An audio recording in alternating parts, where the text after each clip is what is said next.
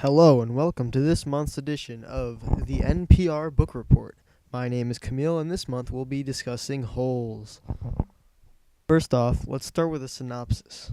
When the book starts out, we are introduced to Stanley Yelnats.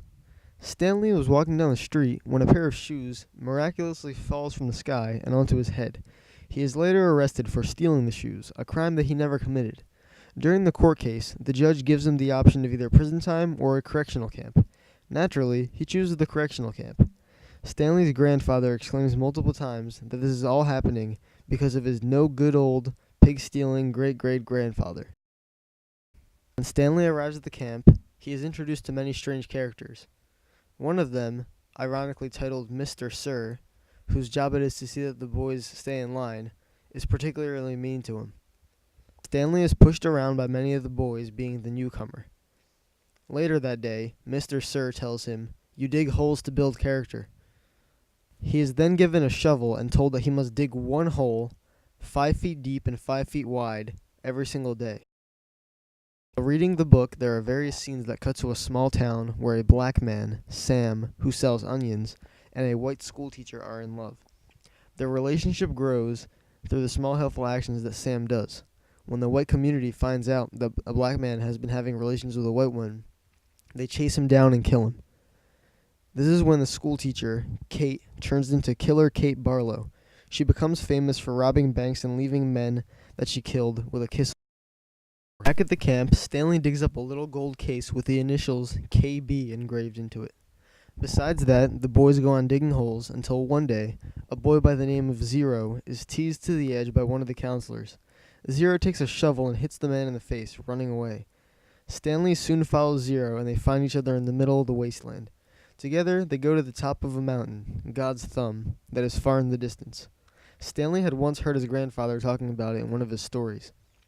They eat onions to survive, the same ones that Sam, the black man, made a living off of for days to survive. Eventually, Zero tells Stanley that he is the reason he got in trouble. He says that he threw the shoes, and that Stanley should not have been punished for it. Stanley and Zero decide to go and dig one more hole, and they have a feeling that that is where Kate Barlow's treasure is buried. Although it may not seem like it at first, we can compare Holes to To Kill a Mockingbird in many ways using the four corners of analysis. First off, let's discuss the authors. Louis Sachar is the author of Holes. He was born in the 1950s, a time in American history when African Americans were trying to stop racial segregation. He grew up in New York but later moved to California. This allowed him to see people and how they think and act on both sides of the country. Louis Sachar was exposed to many different things as a child, and this is reflected by the character Sam in his book Holes. I think that the book was overall written to entertain, but upon second glance, there are many deeper meanings.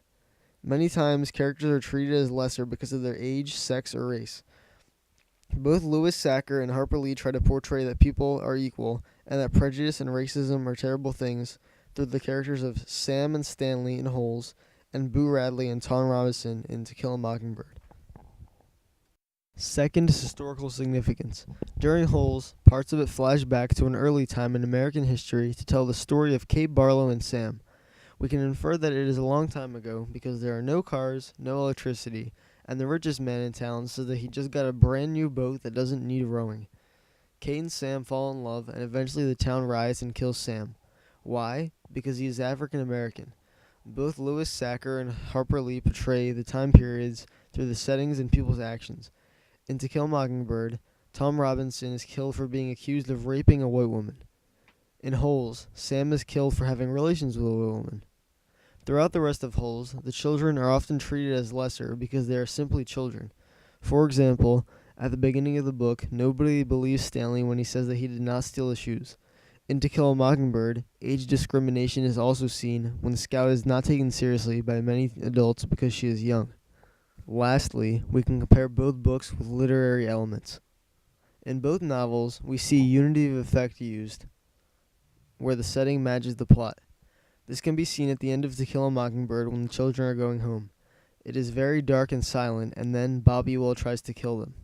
In Holes, when Stanley first arrives at camp, he is sent to dig his first hole. The tone of the chapter is very rough and stressful. The sun is beating down, and he has to do manual labor.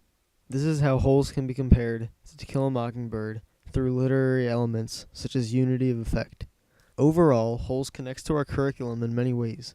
Not only did it have a very good storyline, but it related to many of Harper Lee's ideas of prejudice being wrong and preached an overall message of equality. Both of the authors grew up close enough to each other to face some of the same problems. They ended up writing about why society's problems are wrong through the use of characters and stories, and they both use unity of effect in parts of their stories to connect the settings to the plot. I think that Holes is a great book, and if you have not read it yet, you definitely should. I hope you enjoyed this month's edition of the NPR Monthly Book Report. I hope to see you next month, and this is Camille saying goodbye.